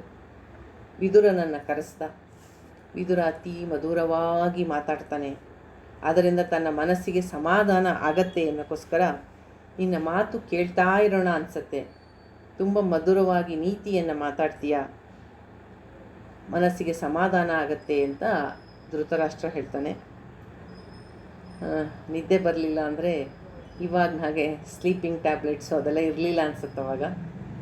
ಈಗ ನಮಗೆ ಯಾರಾದರೂ ಕೇಳ್ತಾರೆ ಎಷ್ಟೋ ಸತಿ ನಿದ್ದೆ ಬರಲ್ಲ, ಏನು ಮಾಡಬೇಕು, ಏನು ಓದಬೇಕು ಅಂತೆಲ್ಲ ಕೇಳ್ತಾರೆ. ಏನೋ ನಮಗೇನು ಗೊತ್ತಿರುತ್ತೋ ಹೇಳ್ತೀವಿ. ಆಮೇಲೆ ನೀವು ಡಾಕ್ಟ್ರಿಗೆ ತೋರಿಸಿ ಔಷಧಿ ತೊಗೊಳ್ಳಿ, ಅಷ್ಟೇ ನಮಗೆ ಗೊತ್ತಾಗೋದು ಅಲ್ವಾ. ಆದರೆ ವಿದುರ ಅವನ ಅನಾಲಿಸಿಸ್ ನೋಡಿ ಹೆಂಗೆ ಮಾಡ್ತಾನೆ ಅಂತ. ಧೃತರಾಷ್ಟ್ರನ ಅರಮನೆಗೆ ಅವನು ಬಂದಾಗ ಅವನು ನಂಗೆ ನಿದ್ದೆ ಬರ್ತಾ ಇಲ್ಲಪ್ಪ, ನಂಗೆ ಆತಂಕ ಆಗ್ತಾ ಇದೆ ಅಂತ ಧೃತರಾಷ್ಟ್ರ ಅಂದಾಗ ಮೊದಲ ಸೆಂಟೆನ್ಸ್ ವಿದುರ ಹೇಳೋದು ಶುರು ಮಾಡೋದೇ ವಿದುರ ನೀತಿಯನ್ನು ಈ ರೀತಿ: ಅಭಿಯುಕ್ತಂ ಬಲವಂತಾಂ ದುರ್ಬಲಂ ಹೀನ ಸಾಧನಂ ಹತಸ್ತ್ವಂ ಕಾಮಿನಂ ಚೋರಂ ಅವಿಶಂತಿ ಪ್ರಜಾಗರಾಹ. ನೀನು ಯಾಕೆ ನಿನಗೆ ನಿದ್ದೆ ಬರ್ತಾ ಇಲ್ಲ? ಅತಿಯಾದ ಬಲವಾದಂಥ ದೊಡ್ಡ ಸೈನ್ಯ ಬಂದು ದುರ್ಬಲರನ್ನು ಅಟ್ಯಾಕ್ ಮಾಡಿದ್ರೆ ನಾಳೆ ಬೆಳಗ್ಗೆ ಯುದ್ಧ, ನನ್ನ ಸೈನ್ಯ ಚಿಕ್ಕದು, ನಾನು ಬಹಳ ದುರ್ಬಲ, ಖಂಡಿತ ಸೋಲ್ತೀನಿ ಯುದ್ಧದಲ್ಲಿ ಅಂತ ಗೊತ್ತಿರುತ್ತಲ್ಲ, ಅಂತಹವರಿಗೆ ನಿದ್ದೆ ಬರಲ್ಲ. ಮತ್ತು ತನ್ನೆಲ್ಲ ಸಂಪತ್ತನ್ನು ಕಳ್ಕೊಂಡವನಿಗೆ ನಿದ್ದೆ ಬರಲ್ಲ.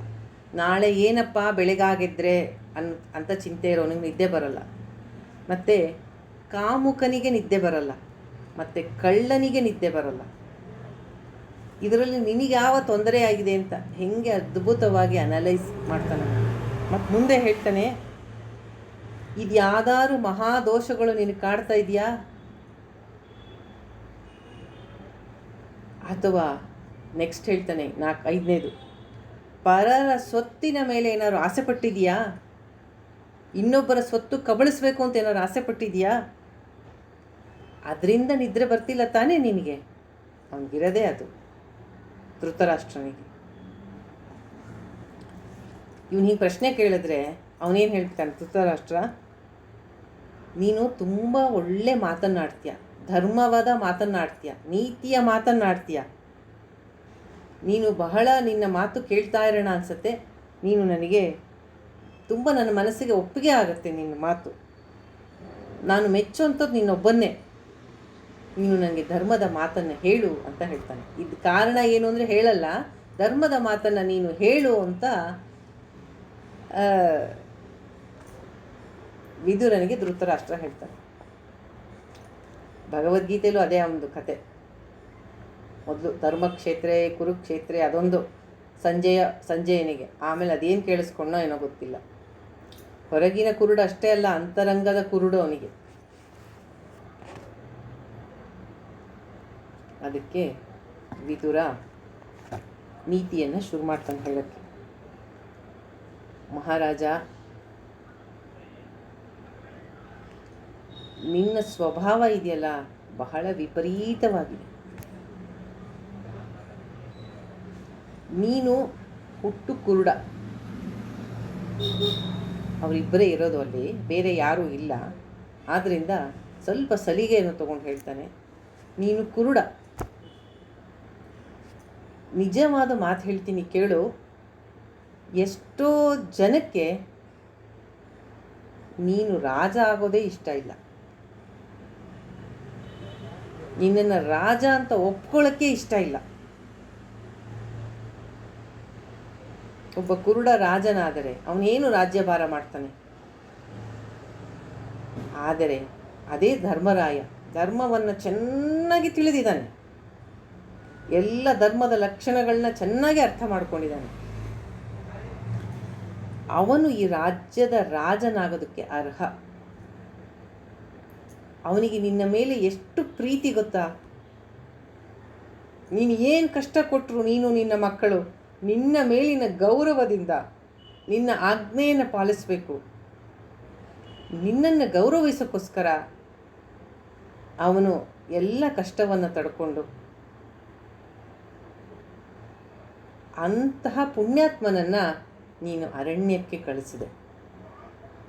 ತಪ್ಪಲ್ವಾ ನೀನು ಮಾಡಿದ್ದು? ರಾಜನಾಗಿ ನೀನು ಪಕ್ಷಪಾತಿಯಾದೆ. ಧರ್ಮ ಯಾವುದು ಅಧರ್ಮ ಯಾವುದು ಅಂತ ನಿನಗೆ ಗೊತ್ತಿಲ್ವಾ? ಸರಿ ಯಾವುದು ತಪ್ಪು ಯಾವುದು ನಿನಗೆ ಗೊತ್ತಿಲ್ವಾ? ನಿನ್ನ ಮಕ್ಕಳ ಅನ್ಯಾಯವೆಲ್ಲ ನಿನಗೆ ಗೊತ್ತಿಲ್ವಾ?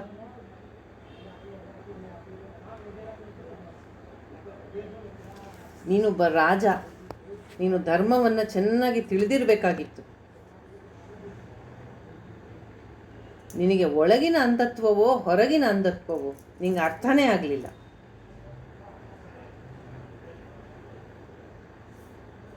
ಅವರ ವಿಷಯವಾಗಿ ಬಹಳ ಅನ್ಯಾಯವಾಗಿ ವಿಪರೀತವಾಗಿ ವರ್ತನೆ ಮಾಡಿದ್ಯಾ ನೀನು. ಪಾಂಡವರ ವಿಷಯವಾಗಿ ತಪ್ಪು ನೀ ಮಾಡಿರೋದು. ನ್ಯಾಯವಾಗಿ ಅವರಿಗೆ ಕೊಡಬೇಕಾದಂತಹ ರಾಜ್ಯವನ್ನು ನೀನು ಈಗಲೂ ನಿರ್ಧಾರ ಮಾಡಿ ಅವರಿಗೆ ಕೊಡು.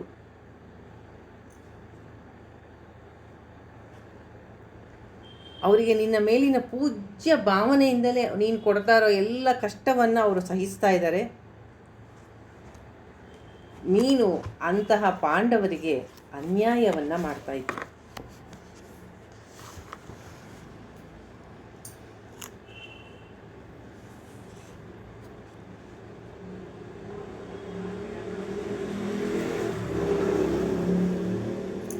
ಈ ವಿದುರ ನೀತಿ ಈ ಮಹಾಭಾರತದಲ್ಲಿ ಬರ್ತಕ್ಕಂತಹ ಒಂದು ತುಂಬ ಮುಖ್ಯವಾದ ಧರ್ಮ, ಅರ್ಥ, ಕಾಮ, ಪುರುಷಾರ್ಥಗಳಲ್ಲಿ 4: ಧರ್ಮ, ಅರ್ಥ, ಕಾಮ, ಮೋಕ್ಷ. ಅದರಲ್ಲಿ ಮೋಕ್ಷದ ವಿಷಯ ಬಿಡಿ, ಧರ್ಮ, ಅರ್ಥ, ಕಾಮ ಈ 3 ವಿಷಯವನ್ನು ಬಹಳ ಸುಂದರವಾಗಿ ವರ್ಣನೆ ಮಾಡುತ್ತೆ.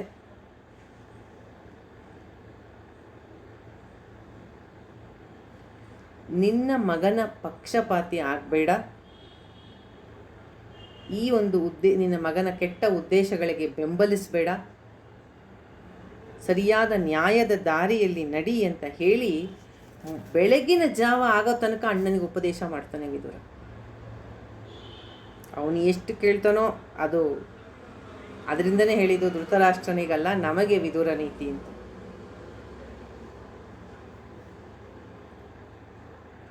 ಈ ಪಾಂಡವರು ರಾಜ್ಯ ಆಳ್ಬೇಕಾದ್ರೆ ವಿದುರ ತೋರಿದ ದಾರಿಯಲ್ಲಿ ಅವನು ನೀತಿ ಶಾಸ್ತ್ರವನ್ನು ಅನುಸರಣೆ ಮಾಡಿ ರಾಜ್ಯಭಾರ ಆಳಿದ್ರು ಅವರು ಪಾಂಡವರು.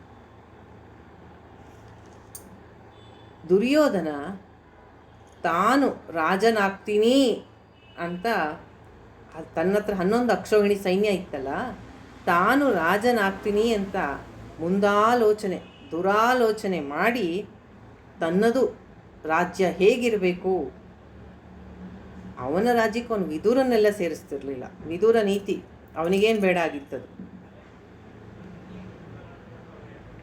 ಮತ್ತು ಪಾಂಡವರು ವಿದುರ ನೀತಿಯನ್ನು ಅನುಸರಿಸಿದ್ರು ರಾಜ್ಯವನ್ನು ಆಳಬೇಕಾದ್ರೆ. ಇವನು ರಾಜ್ಯ ಮಾಡಬೇಕಾದಾಗ ಅವನು ಅನುಸರಿಸಿದ್ದು ಅವನ ಎಲ್ಲ ರಾಜ್ಯಭಾರಕ್ಕೆ ಬೇಕಾದಂಥ ಎಲ್ಲ ಸ್ಟ್ರಾಟಜಿಸು, ಅಂದರೆ ಏನೇನು ಮಾಡಬೇಕು, ಹೇಗಿರಬೇಕು. ಅಂದರೆ ಅವನಿಗೇನು ರಾಜ್ಯ ಸಿಕ್ಕಲಿಲ್ಲ, ಅವನು ಮಾಡಬೇಕು ಅಂತ ಯೋಚನೆ ಮಾಡಿದ್ದು ಶಕುನಿಯನ್ನು. ಮತ್ತು ಕೆಲವು ಕಡೆ ಹೇಳ್ತಾರೆ ಶಕುನಿಯ ಜೊತೆಗೆ ಒಬ್ಬ ತುಂಬ ನುರಿತನಾದಂತಹ ಒಬ್ಬ, ಈಗ ಪಾಲಿಟಿಕ್ಸಲ್ಲಿ ಅವ್ರಿಗೆ ರಾಜಕೀಯವಾಗಿ ಮಾರ್ಗದರ್ಶನ ಮಾಡ್ತಕ್ಕಂತಹ ಕುಟಿಲ ನೀತಿ ಇರ್ತಕ್ಕಂತಹ ಒಬ್ಬ ಕಣಿಂಕ ಅಂತ ಶಕುನಿಯ ಜೊತೆ ಅಫ್ಘಾನಿಸ್ತಾನದಿಂದ ಬಂದಿದ್ದ. ಅವನು ಈ ಶಕುನಿಯೇ ಸಾಕು, ಅವನು ದುರ್ಯೋಧನನ ಜೊತೆ ಸೇರಿ ಎಲ್ಲ ಕುಟಿಲ ನೀತಿಗಳನ್ನ ಅವರುಗಳು ಹೇಳ್ಕೊಡ್ತಾ ಇದ್ದ ದುರ್ಯೋಧನನಿಗೆ ಅವನು ಅಂತ ಹೇಳ್ತಾರೆ.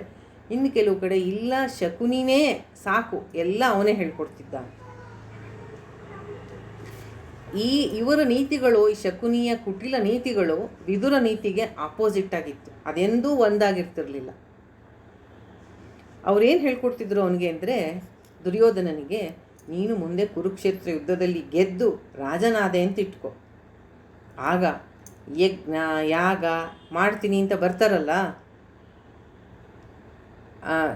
ಸಾಧು ಜನರು, ಅವರಿಗೆ ಲೋಕ ಕಲ್ಯಾಣಾರ್ಥವಾಗಿ ಮಾಡ್ತೀವಿ ಅಂದರೆ ಮಾಡು ಮಾಡು ಮಾಡು ಅಂತ ಅವರಿಗೆ ನೀನು ಒಂಥರ ಎನ್ಕರೇಜ್ ಮಾಡಿಬಿಡು. ಒಳಗಡೆ ನಿಂಗೆ ನಂಬಿಕೆ, ದೇವರು, ಭಕ್ತಿ ಅದೆಲ್ಲ ಇಲ್ಲದೇ ಆದರೂ ಬೇಡ, ಆದರೆ ಜನಗಳ ಒಂದು ಮಧ್ಯ ವಿರೋಧ ಕಟ್ಕೋಬೇಡ.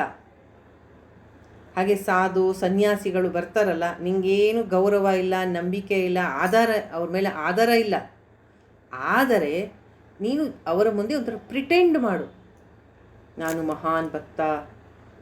ಹಾಗೆ ಮಾಡೋದ್ರಿಂದ ನಿನ್ನ ಖ್ಯಾತಿ ಹರಡತ್ತೆ.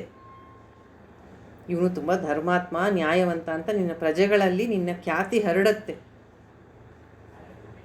ಯಾರನ್ನೂ ನಂಬೇಡ, ಸುಮ್ಮನೆ ಮೇಲ್ಗಡೆಯಿಂದ ನಟನೆ ಮಾಡೋ ಥರ. ಅವ್ರಿಗೆ ಅವ್ರೇನೋ ಕೇಳ್ತಾರೆ, ಕೊಟ್ಟು ಕಳಿಸ್ಬಿಡು.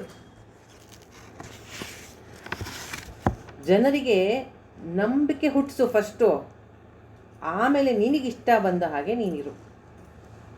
ಈಗಿನ ಪೊಲಿಟಿಕಲ್ ಇದಕ್ಕೆ ಪರ್ಫೆಕ್ಟಾಗಿ ಅವ್ನು ಹೇಳ್ಕೊಡ್ತಾ ಇದ್ದ ಶಕುನಿ. ಎದುರು ಪಕ್ಷದವನು ನಿನಗಿಂತ ಸ್ಟ್ರಾಂಗ್ ಆಗಿದ್ದರೆ, ನಾನು ನೀನು ಅಣ್ಣ ತಮ್ಮಂದ್ರಿದ್ದಂಗೆ, ದ್ವೇಷ ಯಾಕೆ, ನಾವಿಬ್ಬರು ಒಂದೇ, ನಾವಿಬ್ಬರು ದೇಶಕ್ಕೋಸ್ಕರ ಒಂದಾಗೋಣ ಅಂತ ಹೇಳಿ ಅವನನ್ನು ನಂಬಿಸು. ಅವನು ಯಾವಾಗ ನಿನ್ನ ನಂಬಿ ಮೆತ್ತಗಾಗ್ತಾನೆ, ಆಗ ಅವನನ್ನು ಪೂರ್ತಿಯಾಗಿ ಮುಗಿಸ್ಬಿಡು. ಇದೆಲ್ಲ ಅವರು ಅವನಿಗೆ ಹೇಳ್ಕೊಡ್ತಾ ಇದ್ದಿದ್ದ ನೀತಿ. ವಿದುರ ನೀತಿ ಅಲ್ಲ, ಶಕುನಿ ನೀತಿ.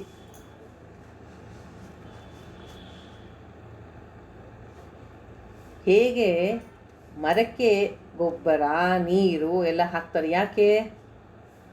ಹಣ್ಣು ಬಿಡುತ್ತೆ. ಹಾಗೆ ಹಸುಗೆ ಹುಲ್ಲು ಹಾಕ್ತಾರೆ, ಹಾಲು ತಗೋಬೋದು ಅಂತ. ಹಾಗೆ ನೀನು ಎಲ್ಲರ ಜೊತೆ ನಗ್ತಾ ನಗ್ತಾ ಮಾತಾಡು, ಯಾರನ್ನೂ ನಂಬೇಡ. ಎಲ್ಲರನ್ನ ಯೂಸ್ ಮಾಡ್ಕೊ ನಿನಗೆ ಬೇಕಾದಾಗೆ, ಆದರೆ ಯಾರನ್ನ ನಂಬೇಡ. ಈ ಶಕುನಿಯ ಈ ಕುತಂತ್ರದ ನೀತಿಗೆ ವಿರುದ್ಧವಾಗಿತ್ತು ವಿದುರ ನೀತಿ.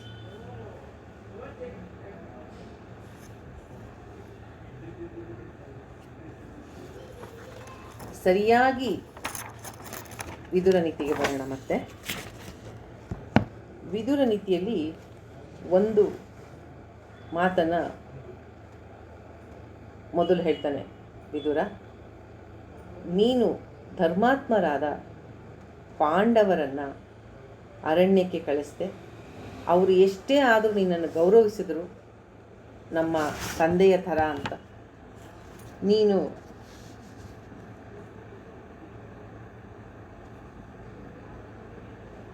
ನಿನ್ನ ಮಕ್ಕಳಾದ ದುರ್ಯೋಧನ ದುಶ್ಯಾಸನರಿಗೆ ಅಧಿಕಾರದ ವ್ಯಾಮೋಹ,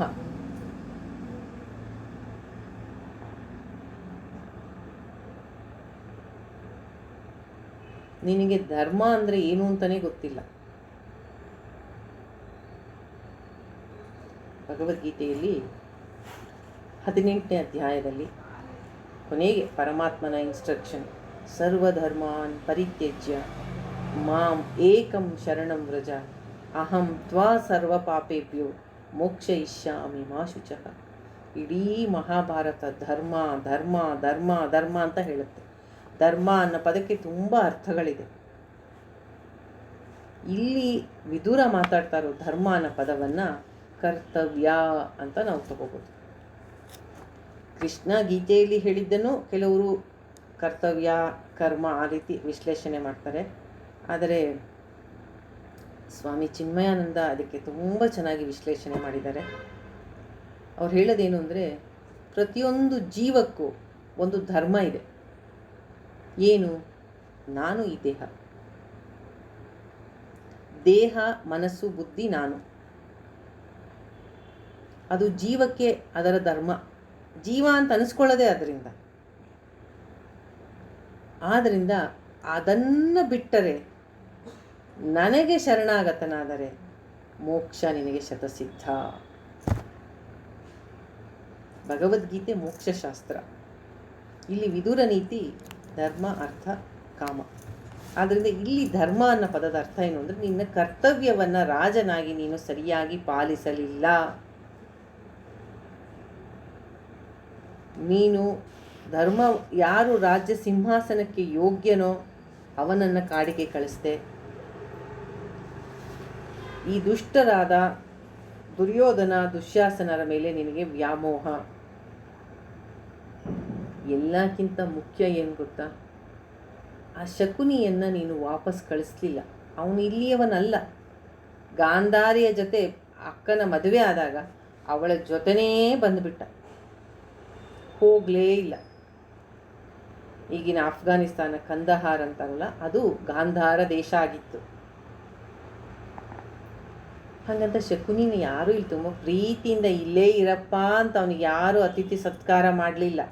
ಯಾರೂ ಆದರದಿಂದ ಅವನ ಬಗ್ಗೆ ಏನು, ಭೀಷ್ಮರಿಗೆ ಆಗಲಿ ಅರಮನೆಯಲ್ಲಿ ಯಾರಿಗೇ ಆಗಲಿ ಅಷ್ಟೇನು ಅವನ ಮೇಲೆ ಯಾರಿಗೂ ಗೌರವ ಇರಲಿಲ್ಲ. ಅವನು ದುರ್ಯೋಧನಾದಿಗಳನ್ನು ತನ್ನ ಕುಟಿಲವಾದ, ಹೇಳಿದ್ನಲ್ಲ ಆವಾಗಲೇ, ಕುಟಿಲ ನೀತಿಗಳಿಂದ ಅವರ ಮೈಂಡ್ನ ಪಾಯ್ಸನ್ ಮಾಡ್ತಾಯಿದ್ದ. ಅವನು ಅಲ್ಲೇ ಇದ್ದು ಇಡೀ ಕುರುಕುಲದ ನಾಶಕ್ಕೆ ಕಾರಣ ಆದ. ನೀನು ಅಂತಹ ಶಕುನಿಯನ್ನು ಮನೆಯಲ್ಲಿ ಇಟ್ಕೊಂಡೆ. ಧರ್ಮಾತ್ಮನಾದ ಯುಧಿಷ್ಠಿರನನ್ನು ಕಾಡಿಗೆ ಕಳಿಸ್ದೆ. ನೋಡು ನೀನು ಮಾಡಿರುವಂತಹ ಅಧರ್ಮಗಳನ್ನು ಅಂತ ವಿದುರ ಹೇಳ್ತಾನೆ.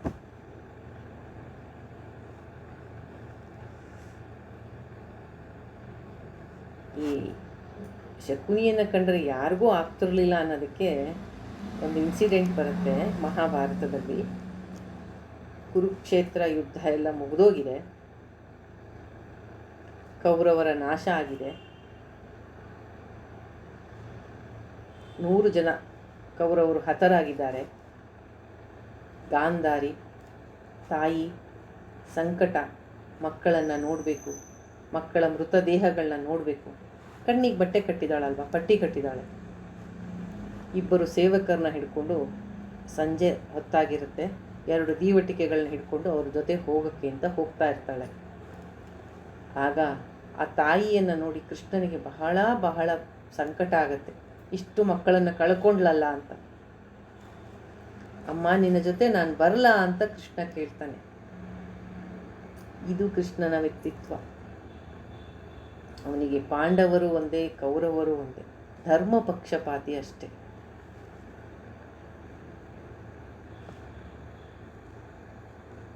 ಅವನು ಗಾಂಧಾರಿಯ ಜೊತೆಗೆ ಹೋಗ್ತಾನೆ ಕೃಷ್ಣ. ಅವಳಿಗೆ ಕಣ್ಣಿಗೆ ಕಾಣಲ್ವಲ್ಲ, ಒಂದೊಂದು ಅವಳ ಮಕ್ಕಳ ಶವದ ಮುಂದೆ ನಿಂತು ಆ ಮಕ್ಕಳ ಶವದ ಹೆಸರನ್ನು ಹೇಳ್ತಾನೆ ಕೃಷ್ಣ. ಆ ಒಂದೊಂದು ಮಕ್ಕಳನ್ನು, ಅವರನ್ನು ಮೈ ಸವರಿ ದುಃಖಪಡ್ತಾಳೆ ಗಾಂಧಾರಿ. ದುಶ್ಯಾಸನನ ಶವವನ್ನು ಬಂದಾಗ ಕೃಷ್ಣ ದುಶ್ಯಾಸನ ಅಂತ ಹೇಳ್ತಾನೆ. ಆಗ ಗಾಂಧಾರಿ ಪ್ರಶ್ನೆ ಕೇಳ್ತಾಳೆ, ಕೃಷ್ಣ ನೀನು ಹೇಳ್ತೀಯ ಯುದ್ಧ ಭೂಮಿಯಲ್ಲಿ ಸಾವು ಬಂದರೆ, ಯುದ್ಧ ಆಡ್ತಾ ಅವರು ಹತರಾದರೆ ಅವರಿಗೆ ವೀರ ಸ್ವರ್ಗ ಪ್ರಾಪ್ತಿಯಂತೆ, ಹೌದಾ ಅಂತ ಕೇಳ್ತಾಳೆ. ಆಗ ಕೃಷ್ಣ ಹೌದು. ಅಲ್ಲ, ಈ ದುಶ್ಯಾಸನಿಗೂ ಸ್ವರ್ಗ ಸಿಗುತ್ತಾ? ದ್ರೌಪದಿಗೆ ಎಷ್ಟು ಅವಮಾನ ಮಾಡಿದ್ದಾನೆ, ಇವನಿಗೆ ಸ್ವರ್ಗ ಸಿಗುತ್ತಾ?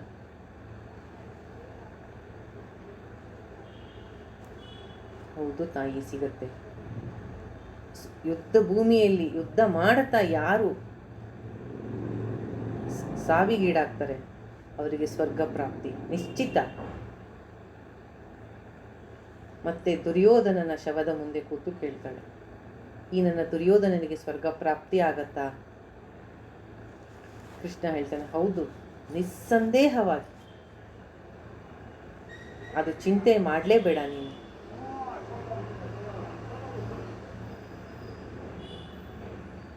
ಅನಂತರ ಸ್ವಲ್ಪ ಮುಂದೆ ಹೋಗ್ತಾರೆ. ಅವಳ ಜೊತೆ ಬಂದಿರ್ತಾರಲ್ಲ ಇಬ್ಬರು ಸೈನಿಕರು, ಕಾವಲುಗಾರರು. ಅವರು, ಅಮ್ಮ ನಿಮ್ಮ ಸಹೋದರ ಶಕುನಿ ಅಂತಾರೆ.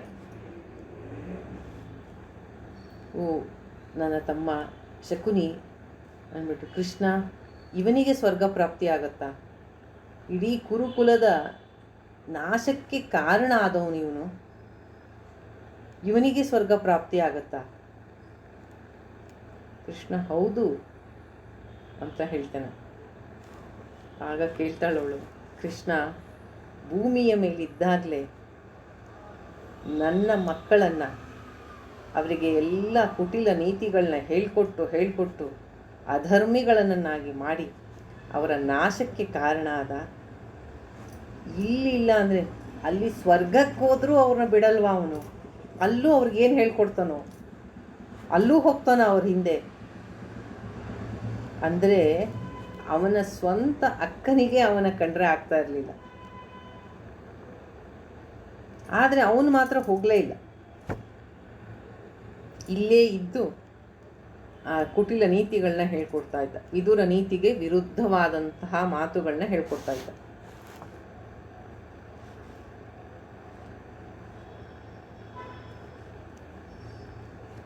ಆದ್ದರಿಂದ ರಾಜ, ನೀನು ದುಷ್ಟನಾದ ಶಕುನಿಯನ್ನು ಆಶ್ರಯ ಪಟ್ಕೊಂಡೆ, ಧರ್ಮಾತ್ಮನಾದ ಧರ್ಮರಾಯನನ್ನು ಕಳಿಸ್ದೆ. ನೀನು ಹಾಗೆ ಮಾಡಬಾರ್ದಾಗಿತ್ತು.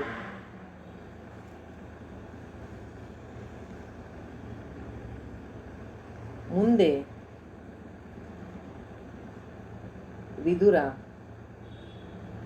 ಧೃತರಾಷ್ಟ್ರನಿಗೆ ಪಾಪಿ ಅಂದರೆ ಯಾರು, ಪಂಡಿತ ಅಂದರೆ ಯಾರು, ಮೂರ್ಖ ಅಂದರೆ ಯಾರು, ಕ್ರೂರಿ ಅಂದರೆ ಯಾರು ಅಂತ ಹೇಳಕ್ಕೆ ಹೋಗ್ತಾನೆ. ಕೊನೆಗೆ ಒಂದು ಮಾತನ್ನು ಹೇಳಿ ಇವತ್ತಿನ ಸತ್ಸಂಗವನ್ನು ಮುಗಿಸೋಣ. ಅವನೊಂದು ಮಾತು ಹೇಳ್ತಾನೆ. ಒಂದೇ ಮರದ ಏನಂತೀರ, ಅದರ ಮರದ ತುಂಡಿನಿಂದ ಅದನ್ನು ಹೇಗೆ ಬೇಕಾದರೂ ಉಪಯೋಗಿಸ್ಬೋದು. ಅದನ್ನು ಯಜ್ಞ ಯಾಗಕ್ಕೆ ಅದಕ್ಕೆ ಬೇಕಾದ್ರೂ ಉಪಯೋಗಿಸ್ಬೋದು, ಯಾವುದೇ ಬೇರೆ ರೀತಿಯ ಉಪಯೋಗಕ್ಕೂ ಬರುತ್ತೆ. ಒಂದೇ ಮರದ ತುಂಡನ್ನು ಯಾವ ರೀತಿ ಬೇಕಾದ್ರೂ ಉಪಯೋಗಿಸ್ಬೋದು. ಹಾಗೆ ನಮಗೆಲ್ಲ ಇರೋದು ಒಂದೇ ಮನಸ್ಸು. ಆ ಮನಸ್ಸನ್ನು ಧರ್ಮದ ಕಡೆನೂ ಹರಿಸ್ಬೋದು, ಧರ್ಮಾತ್ಮರಾಗ್ಬೋದು, ಇಲ್ಲ ದುರ್ಯೋಧನ ಶಕುನಿಗಳ ಥರ ಕುಟಿಲ ನೀತಿಗಾಗಿಯೂ ಸಹ ಬಳಸ್ಬೋದು. ಎರಡೂ ನಮ್ಮಲ್ಲೇ ಇದೆ, ಎಲ್ಲೂ ಬೇರೆ ಬೇರೆ ಇಲ್ಲ. ಅದನ್ನು ಅರ್ಥ ಮಾಡಿಕೊಂಡು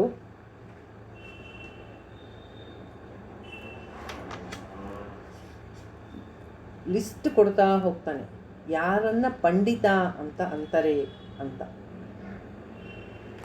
ಆದ್ದರಿಂದ ಎಲ್ಲ ಗುಣಗಳು ನಮ್ಮಲ್ಲೇ ಇದೆ. ಅದನ್ನು ಸತ್ವ ರಜೋ ತಮೋ ಗುಣಗಳು ಪ್ರಕೃತಿಯಲ್ಲಿ 3 ಇದೆ. ನಾವು ಅದರಲ್ಲಿ ಯಾವನ್ನ ತುಂಬ ಪ್ರಜ್ಞಾಪೂರ್ವಕವಾಗಿ ಅಂದರೆ ಕಾನ್ಷಿಯಸ್ ಎಫರ್ಟಿಂದ ಆರಿಸ್ಕೋತೀವಿ, ನಾವು ಹಾಗಾಗ್ತೀವಿ. ದುರ್ಯೋಧನನಿಗೆ ಮನೆಯಲ್ಲೇ ವಿದುರ ಇದ್ದ, ಅವನ ಮಾತು ಕೇಳಿ ವಿದುರ ನೀತಿಯನ್ನು ಅವನು ಪಾಲಿಸ್ಬೋದಾಗಿತ್ತು, ಆದರೆ ಕೇಳಲಿಲ್ಲ. ಅವನು ಕೇಳಿದ್ದು ಶಕುನಿಯ ಮಾತನ್ನು. ಮನಸ್ಸು ಎಲ್ರಿಗೂ ಒಂದೇ ಇರೋದು, ಆದರೆ ಅದನ್ನು ಹೇಗೆ ಉಪಯೋಗಿಸ್ಕೊಂಡು ಧರ್ಮಾತ್ಮರಾಗ್ತೀವೋ ಅಧರ್ಮಿಗಳಾಗ್ತೀವೋ, ಧರ್ಮರಾಯನಾಗ್ತೀವೋ ದುರ್ಯೋಧನ ಆಗ್ತೀವೋ ಅನ್ನೋದು ನಮಗೆ ಬಿಟ್ಟಿತ್ತು. ನಮ್ಮ ಮನಸ್ಸಿನಲ್ಲೇ ನಡೆಯುವಂತಹ ಈ ಕುರುಕ್ಷೇತ್ರ ಯುದ್ಧ, ನಾವು ಆ ಯುದ್ಧಕ್ಕೆ ಕೃಷ್ಣನನ್ನು ಸಾರಥಿಯನ್ನಾಗಿ ಮಾಡ್ಕೋಬೇಕು, ಶಕುನಿಯನ್ನಲ್ಲ. ನೋಡಿ, ಕುರುಕ್ಷೇತ್ರ ಯುದ್ಧದಲ್ಲಿ ಕೌರವರ ಸೈನ್ಯ ದೊಡ್ಡದು, ಪಾಂಡವರು ತುಂಬ ಕಮ್ಮಿ ಜನ. ನಮ್ಮ ಮನಸ್ಸಲ್ಲೂ ಅಷ್ಟೆ ನಾನಾ ವಿಧವಾದ ಆಲೋಚನೆಗಳು ಬರ್ತಾ ಇರುತ್ತೆ. ಆದರೆ ಅಲ್ಲಿ ನೀವು ಯಾರನ್ನ ಗೆಲ್ಲಿಸ್ತೀರ ಮನಸ್ಸಲ್ಲಿ ಕಮ್ಮಿನೇ ಇರಬಹುದು, ಆದರೆ ಅದು ತುಂಬ ಪವರ್ಫುಲ್ಲಾಗಿರುತ್ತೆ. ಯಾವುದು? ದೈವೀ ಸಂಪತ್ತು. ಗೀತೆಯಲ್ಲಿ ಹೇಳೋ ಹಾಗೆ ದೈವಾಸುರ ಸಂಪತ್ತು ವಿಭಾಗ ಯೋಗ ಅಂತ ಬರುತ್ತೆ. ದೈವೀ ಸಂಪತ್ತು, ಅಭಯ, ಸತ್ವಂ ಸಂಶುದ್ಧಿರ್ ಅಂತ ಬರುತ್ತೆ. ಇದೆಲ್ಲ ದೈವೀ ಸಂಪತ್ತು. ಬಲ, ದರ್ಪ, ಅಹಂಕಾರ ಅದೆಲ್ಲ ಆಸುರಿ ಸಂಪತ್ತು. ಎರಡೂ ನಮ್ಮ ಮನಸ್ಸಿನಲ್ಲೇ ಇದೆ. ನಮ್ಮ ಮನಸ್ಸಿನಲ್ಲೇ ಕುರುಕ್ಷೇತ್ರ ಯುದ್ಧ ನಡೀತಾ ಇದೆ. ನಾವು ಯಾರನ್ನು ಗೆಲ್ಲಿಸ್ತೀವಿ, ಯಾರಿಗೆ ವೋಟ್ ಮಾಡ್ತೀವಿ, ಪಾಂಡವರಿಗೋ ಕೌರವರಿಗೋ, ನಾವು ಯಾರಿಗೆ ವೋಟ್ ಮಾಡ್ತೀವೋ ಅವ್ರು ಗೆಲ್ತಾರೆ. ಅದು ನಮ್ಮ ಒಂದು ವಿವೇಕ, ವೈರಾಗ್ಯಕ್ಕೆ ಬಿಟ್ಟಿತ್ತು. ಮುಂದೆ ವಿದುರ ಏನನ್ನು ಹೇಳ್ತಾ ಹೋಗ್ತಾನೆ, ಪಾಪಿ ಅಂದರೆ ಯಾರು, ಕ್ರೂರಿ ಅಂದರೆ ಯಾರು, ಪಂಡಿತ ಅಂದರೆ ಯಾರು, ಮೂರ್ಖ ಅಂದರೆ ಯಾರು ಅಂತ ಹೇಳ್ತಾ ಹೋಗ್ತಾನೆ. ಇದನ್ನೆಲ್ಲ ಧೃತರಾಷ್ಟ್ರ ಕೌರವರ ಕಥೆಯನ್ನು ಬಿಡಿ, ನಮ್ಮ ಜೀವನಕ್ಕೆ ನಮ್ಮನ್ನು ನಾವು ಪ್ರಾಮಾಣಿಕವಾಗಿ ಈ ಗುಣಗಳ ವಿಶ್ಲೇಷಣೆಯನ್ನು ನಾವು ನಮಗೆ ಮಾಡ್ಕೋಬೇಕು. ಈ ಗುಣಗಳಲ್ಲಿ ಯಾವುದು ನನ್ನಲ್ಲಿದೆ, ನಾನು ಎಲ್ಲಿ ನಿಲ್ತೀನಿ, ಎಲ್ಲಿ ನಾನು ಇಂಪ್ರೂವ್ಮೆಂಟ್ ಮಾಡ್ಕೋಬೇಕಾಗಿದೆ ಅನ್ನೋದನ್ನು ನಾವು ಆನೆಸ್ಟಾಗಿ, ಯಾರಿಗೂ ಬೇರೆಯವ್ರಿಗಲ್ಲ, ನಮ್ಮ ಮನಸ್ಸಿಗೆ ನಾವು ತಿಳಿಸಿ ನಮ್ಮನ್ನು ನಾವು ಸರಿ ಮಾಡ್ಕೋಬೇಕು, ಉದ್ಧಾರ ಮಾಡ್ಕೋಬೇಕು. ಅದೇ ವಿದುರ ನೀತಿಯ ಉದ್ದೇಶ. ಮುಂದೆ ಏನು ವಿದುರ ಹೇಳ್ತಾನೆ ಅನ್ನೋದನ್ನು ಮುಂದಿನ ಸತ್ಸಂಗದಲ್ಲಿ ನೋಡೋಣ. ಧನ್ಯವಾದಗಳು.